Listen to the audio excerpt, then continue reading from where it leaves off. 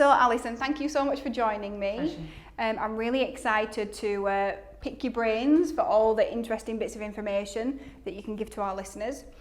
So I think the first thing that would be really helpful, obviously we've had a conversation before, but everybody who's listening probably doesn't know anything about you. So can you just give me a detailed history of your teaching experience, or how you got into teaching, your journey through it, and then why you decided to leave as well? Yeah, and it's interesting now because I actually don't ever consider myself as having left teaching, because that's why I'm here today, because of my love and passion for it. I did leave the classroom, quite right there. And it is a reasonably long story, but I shall try and keep it as succinct as possible. I studied English at university. I always wanted to be a journalist or work in advertising.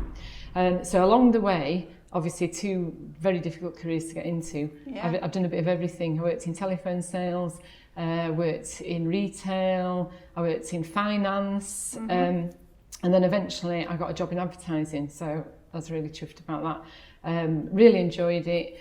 And then I was probably one of the last of the people who were able to give up work to have the children. That is actually what I did, gave up work to have my babies, have my two daughters, and then during that time till my eldest was 8, my youngest was 6, I did all sorts of other things again. I worked in supermarkets, offices, just to bring money in. Then when they were at school, I started out as a parent helper, absolutely loved it, and I thought, do you know, I think I could like teaching.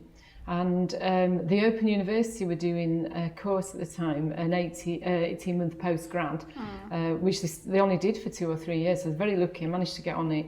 You found your own partner school. My daughter's school said they would have me. Handy. Yeah, very handy. And that's how I got into teaching. My first job, which actually was my only job in the classroom because I loved it so much, was at Denholm Primary. Oh, right, yeah. From here. Yeah. And I was there for 10 years. But my career there wasn't stagnant. During that 10 years, I became a literacy lead. And I also became a leading literacy teacher, which they had then. Enjoyed that, and through that I was asked to do some consultancy work. So I did that for a year, 3 days in the classroom, 2 years 2 days a week consultancy. Which was a great balance actually, both of them fed into each other. Yeah, but very hard because I was always catching up on the job, you know. So after a year, a full-time job came up. I applied for it, and I was there for 9 years. I led the literacy team. I became the assessment lead in the authority, and managing the Key Stage 1, Key Stage 2 SATs and the writing processes. And then, as happened all over the country, people were made redundant, consultants made redundant. Yeah, it happened in Calderdale as well, yeah. Yeah, exactly. So it's happened everywhere.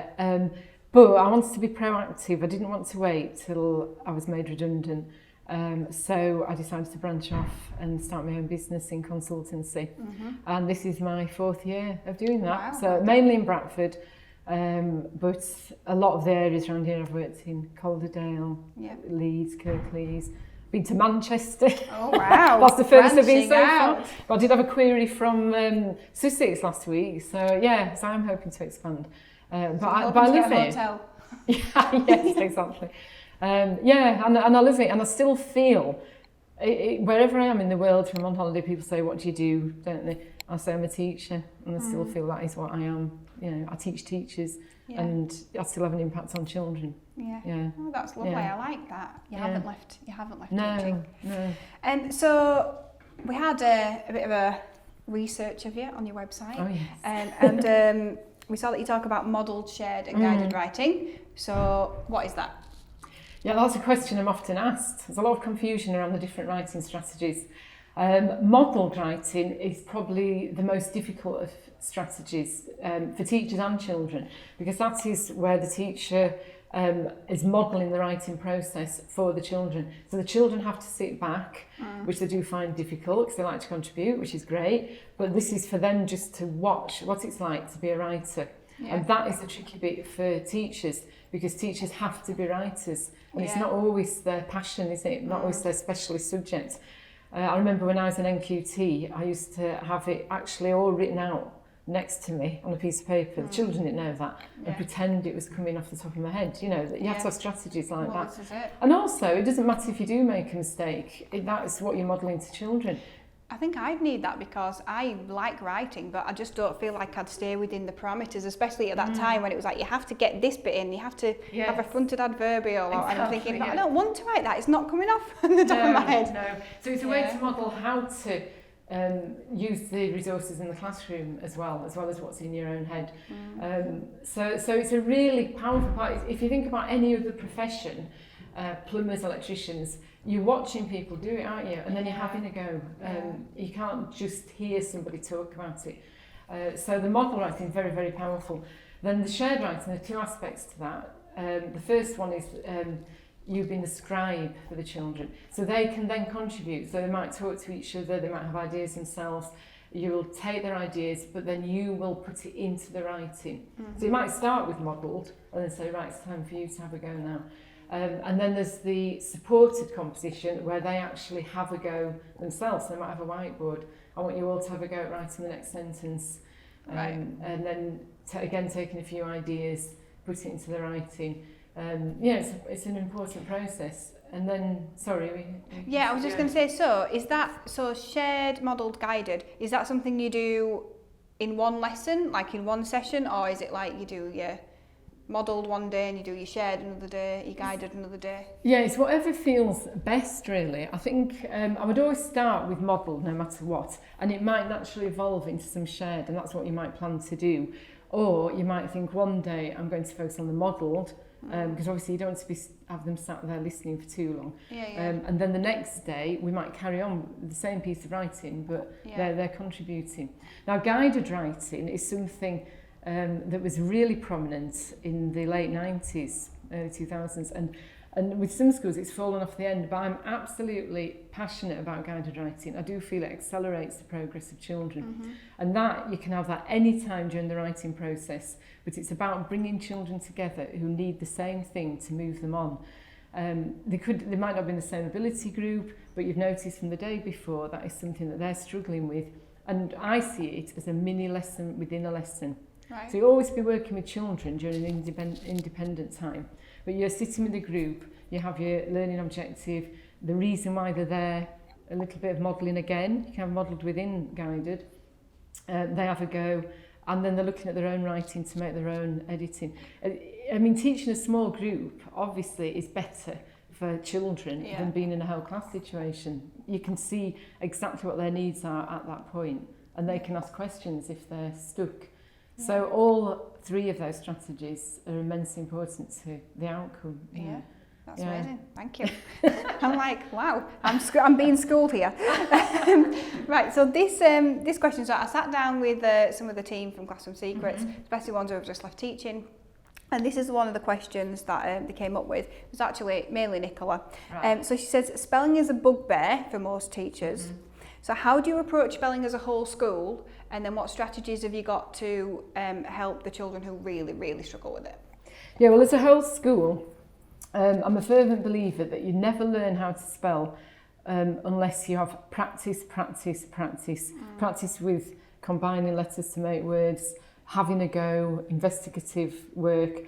It's like anything really, as adults, you don't learn anything unless you have a go day in and day out. This might sound a bit odd, but people who come on my courses will have heard this analogy. I liken it to myself putting a tent up, which I don't do ever. But I go camping, but I always watch other people do it because my partner likes to put the tent up. But every time we go camping, which is probably only twice a year, I watch him put a tent up. Doesn't mean I can do it. He'll even tell me what he's doing. Doesn't mean I can do it. But if I had a go and he guided me through it, and then I did it every day for a week, I would be able to put a tent up and have to keep revisiting it. Yeah, I know you're right. I do that a lot with things. Yeah, it's like anything. Just you do it. Yes. I'll watch. Well, yes, exactly. And that can happen with spelling. You know, children can zone out. They might not get it. So when I've worked with schools to develop whole school spelling, we always talk about revise, teach, practice, apply, like the phonics. It works with anything, grammar, writing.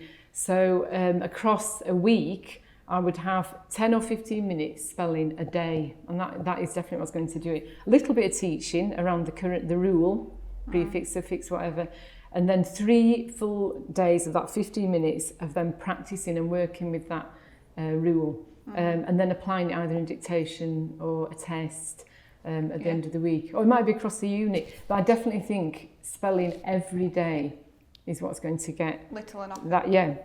The children to where they need to be. Now, as far as children who really struggle, because some do, it's a real block, isn't it? Some adults do. Yeah. And it does prevent them getting to where they should do in writing and in the grammar test at the end of year 6. That is about the kind of support you use for them in the classroom. I work in lots of schools, and some teachers aren't aware of the assessment guidelines around spelling, which is that they can use peer support. They can't ask the teacher, but they can check their spellings with each other. So mixed ability groups are absolutely the way forward. Supporting each other, passing the books around the table, having a look, and encouraging children to support in a way that says, you've got that wrong, have a go. It helps the higher ability because they're explaining how things are spelled. Having word lists on the table, word banks, generating word banks, putting them on the wall, all of that is still classed as independence within the classroom because they're looking for their own support. So that, suitable for everyone, but also especially for those children who really, really struggle. And of course, they could go down what came out a couple of years ago, the particular weakness route, where if they are good at everything else, you've put all the support you can in, but they still can't spell, then you can class it as a particular weakness at the end of year 2 and year 6. So why not in the year groups in between as well? Oh yeah, that is a good point. Yes. I feel like you've kind of answered this question, but I'm just going to throw it out there anyway. So how often do you think children do lose unnecessary marks in the SATs, and how can that be combated? Well, as far as the SATs go, it's a spelling test, and obviously that's a big chunk of the spelling and grammar test.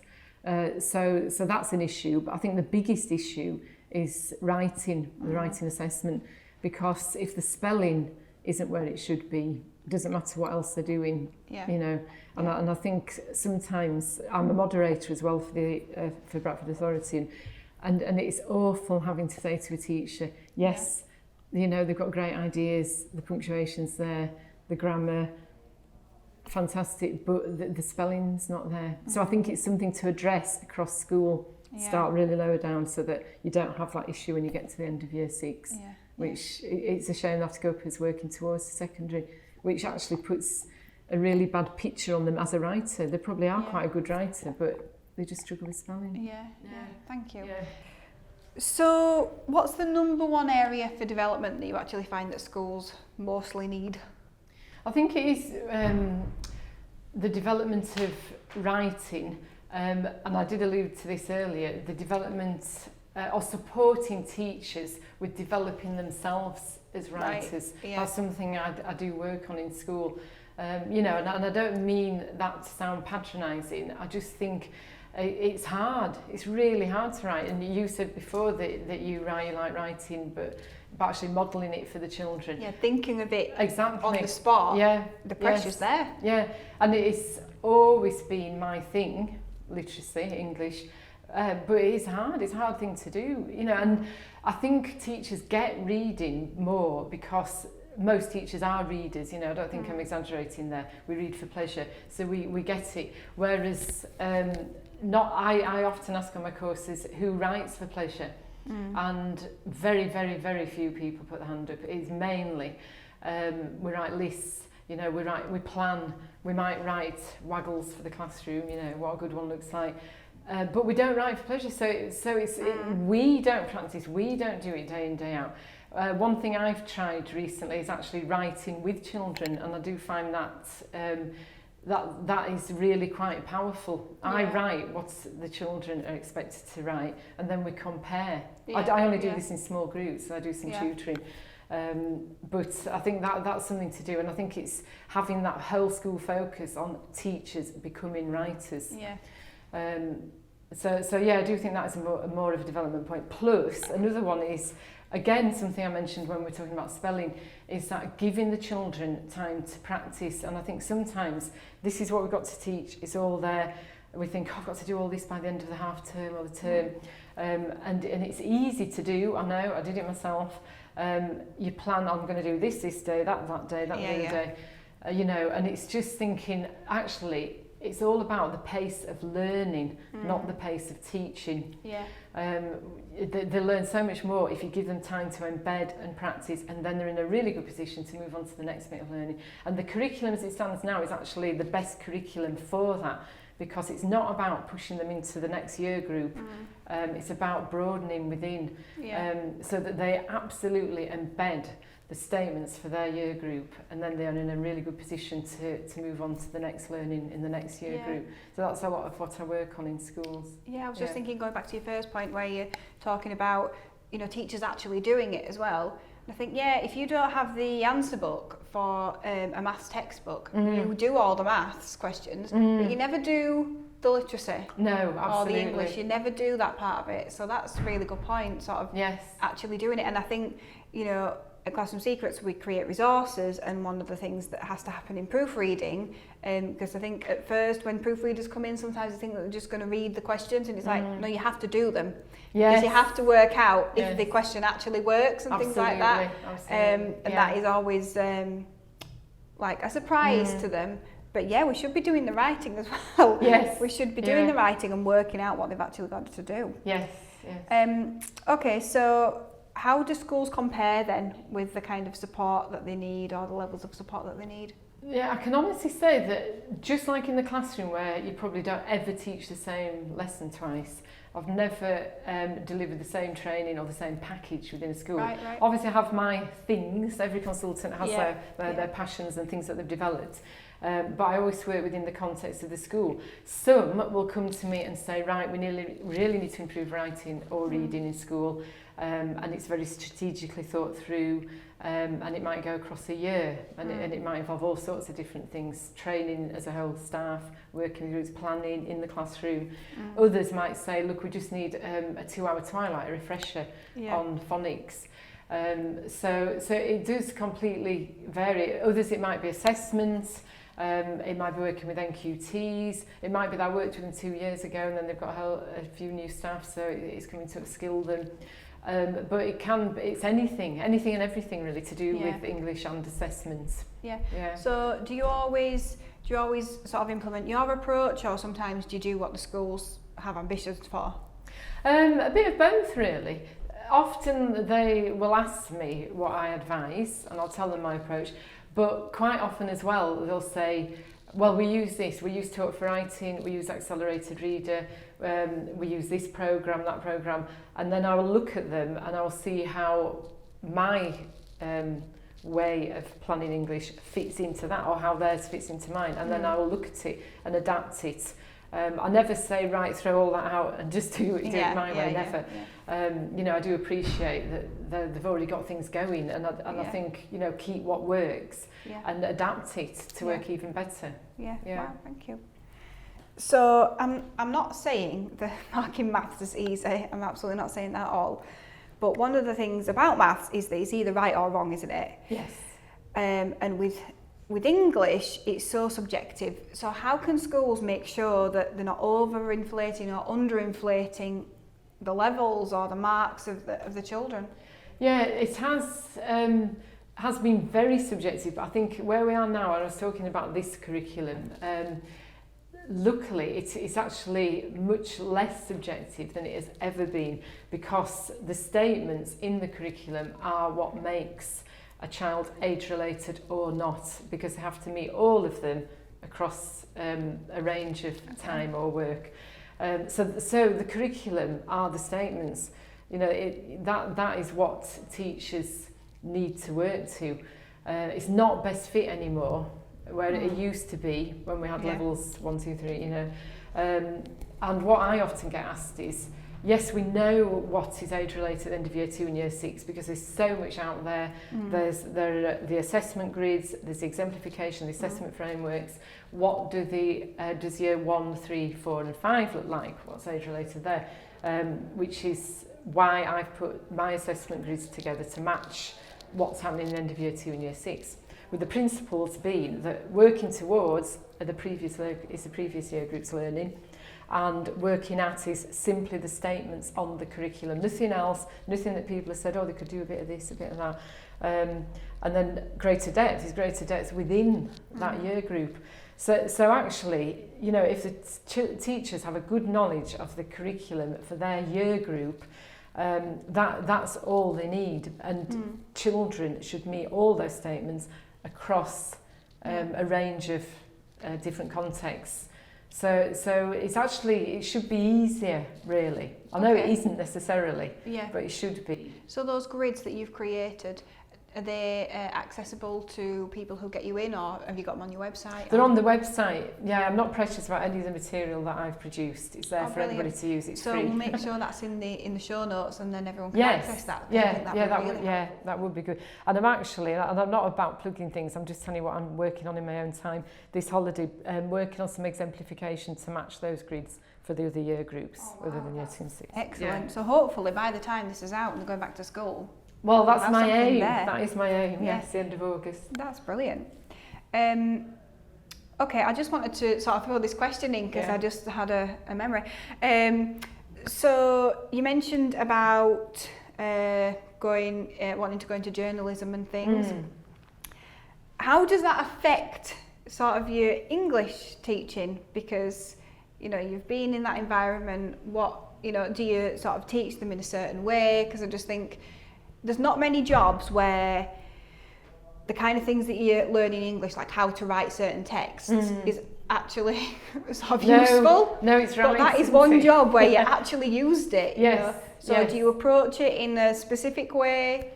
That's an interesting question because subconsciously I may do. I know I'm very aware of the purpose of writing and the audience. I'm very aware of that rather than just getting criteria in, because obviously I've had to write for an audience myself.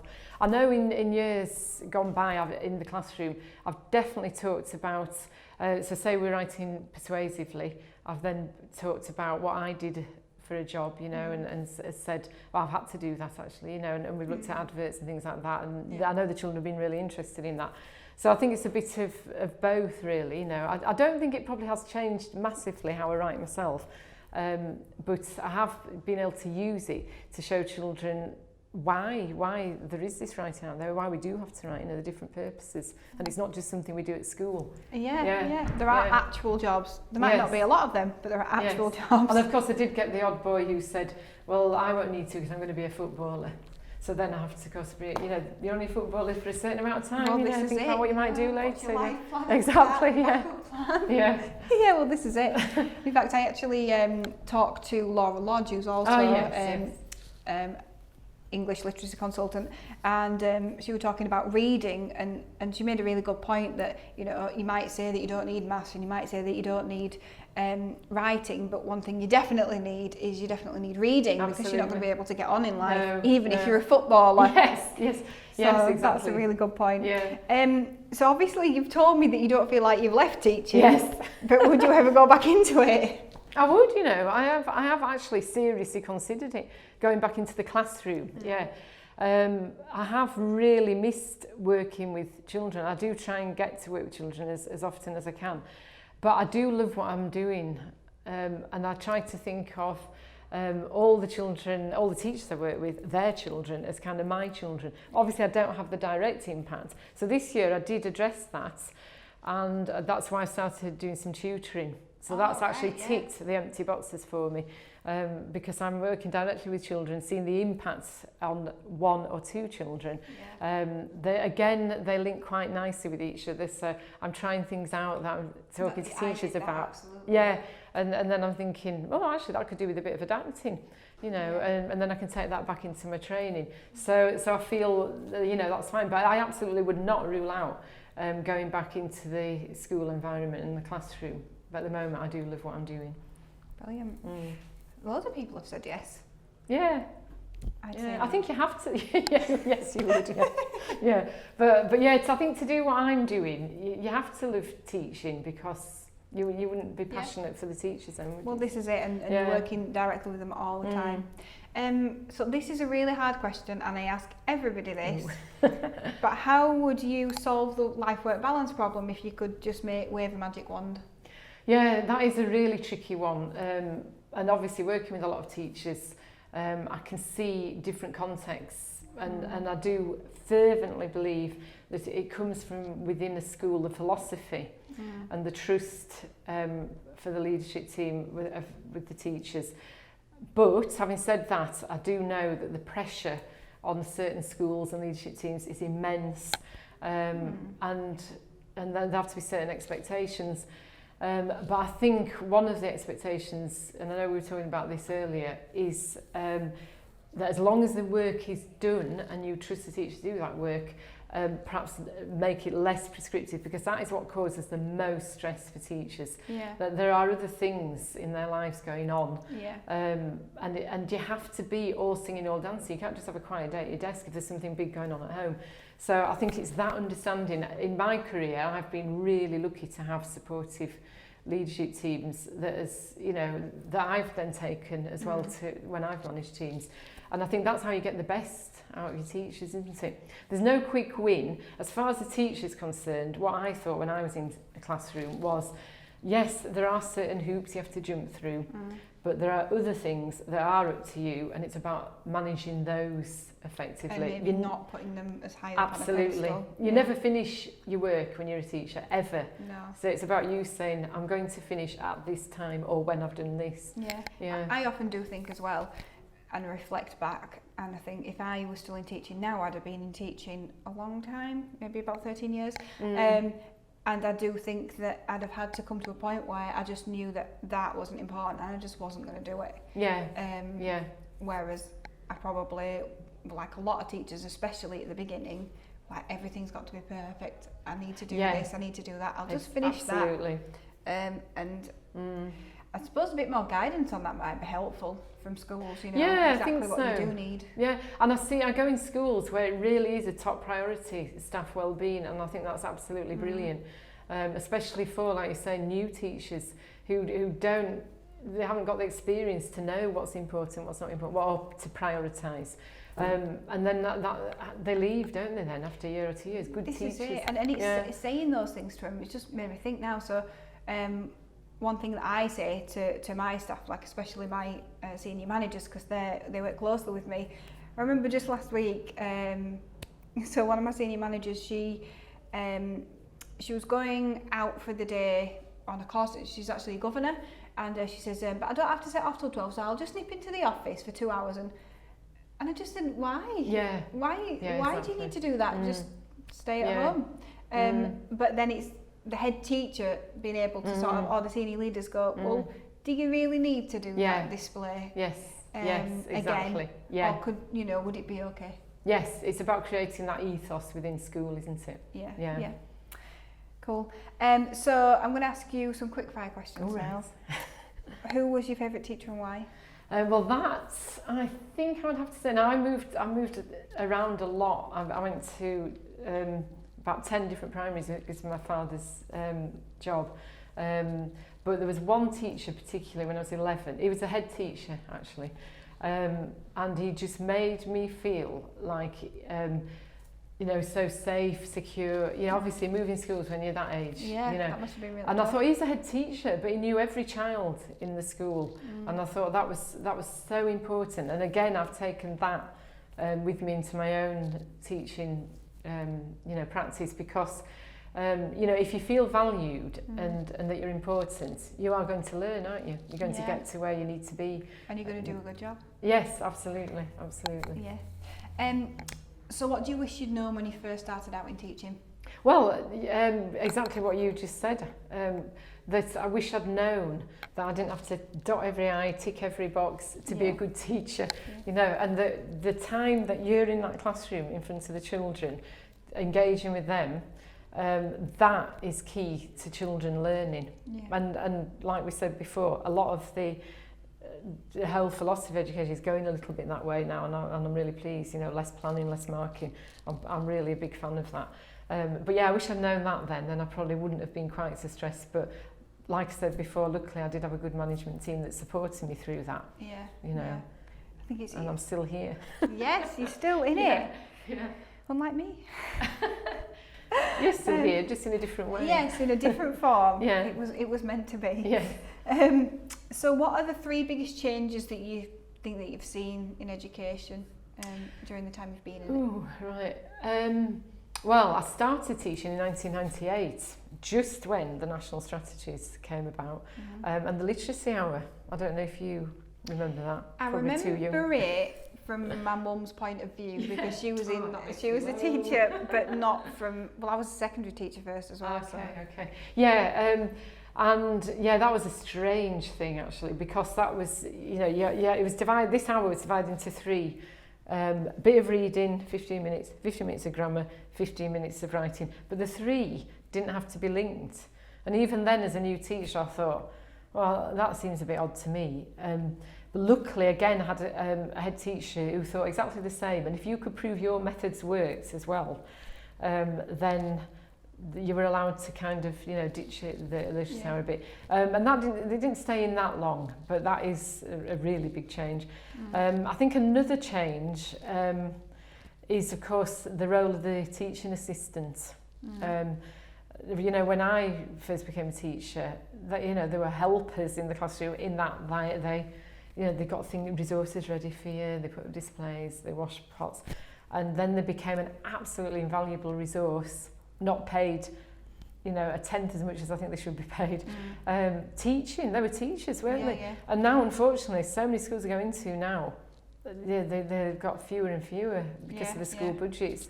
Really sad, you know, and because I think a lot of them had a big impact. But, you know, that's a big change that's still evolving now. And then I think the last big change is one that, again, we've kind of mentioned, and it's kind of in the early days of it, and that's the, you know, the no more marking thing, isn't it? The less marking, live marking, much more powerful, less planning, because again, it's much more powerful, the teaching that you do in the classroom, the work-life balance. And I think there are big steps being taken, and I'm hoping that will be a change that you know, in 5 years' time we'll go, that was the way forward, you know. Hopefully. I do feel like schools and leaders have been a little bit more brave. Yes. So I've got a friend who's at a school, and she hasn't told me the whole thing yet, and I'm trying to find out a bit more and possibly get somebody in for a podcast, but she talked about sifting, so you don't even mark the books, you just look at them, and then you put them in piles, and then you plan the next day. That sounds amazing. I'm a big fan of that. And it just seems it's so much more relevant, isn't it, than sitting and spending absolute hours writing comments on the books, because it's directly informing your teaching. And I know of a few schools who do that, and I think it really is the way forward. Because I am interested to find out more about that particular marking policy, because it does sound something like I would have liked. So who's your inspiration within education? I think who supported you as you were training and as you were a new teacher has a big impact on the kind of teacher that you eventually turn out to be. And I was lucky enough to have 2 fantastic mentors. A mentor when I was training through the Open University in my partner's school. She was the deputy head then, but came to be a head. An absolute role model, and again putting children at the heart of everything. And then my first the head teacher when I went to work at Denham, it wasn't the first head teacher who was there, but eventually, you know, and she again was exactly the same. And what she had, as well as putting children at the heart of everything, she trusted the teachers. You know, whatever I did, she would say, oh yeah, I think you're doing that because this is, am I right? You know, just because I didn't put success criteria on the planning because there was a box, she says, but you're developing that with the children, aren't you? Yes, I am, thank you very much. You know, and she'll just let you get on with what you knew was right in the classroom. And again, you know, I've taken that with me. Instead of questioning it all. Absolutely, Yeah, so thank you to those two. Oh, good. I don't know if I'm allowed to say the name, actually. You can say the names, yeah. So that was Mrs. Craven at Cross Flats, Hilary Craven, and Margaret Parker at Denham. And hopefully they're listening. Yes. We get a lot of shouts out on this podcast, you know. Do you? Right, Yeah, okay. we do, yeah. Well, someone who knows them might be listening, so This thank you is to you it. too. Yeah, make sure you listen. Because now you're famous. Where do you think education needs to go in the next 10 years? Well, again, I think it does need to come a lot on the teachers, trusting the teachers, trusting them for the time management, how they teach the children, interact with the children, and again, I can't come back to that often enough. The live marking in the classroom, the not reams of planning, filling boxes just because they're there, because that is how we're going to keep education going, because there's so many teachers leaving, aren't there? Loads and loads, and that eventually does have a massive impact on the children, doesn't it? It does, because there's nobody experienced left, and also I think with the planning, sometimes if you've got to fill in so many boxes, you don't end up doing half of it because you forget what's there. Or it's not appropriate at the time. To me, it always felt a bit like when you're on stage, and it's like I don't really have time to look at my notes and sort of keep it going. Yes, exactly. So last question then, what did you want to be when you grew up? Well, I didn't want to be a teacher, which is really strange. To be honest, most teachers didn't. No, it's funny. I did, like I said, I wanted to be a journalist, always wanted to be a journalist. So in a way, I'm still writing, aren't I? I write, and that's what I wanted to do. And you're teaching others to write as well. Yeah, absolutely, yes. Yeah. Well, thank you. It's been really, really informative, and I think the teacher's just going to take something really valuable away from it, and definitely going to put those resources in the show notes, because I think that'll be really helpful. Great, well thank you, I've really enjoyed it. Thanks, Claire. Thank you.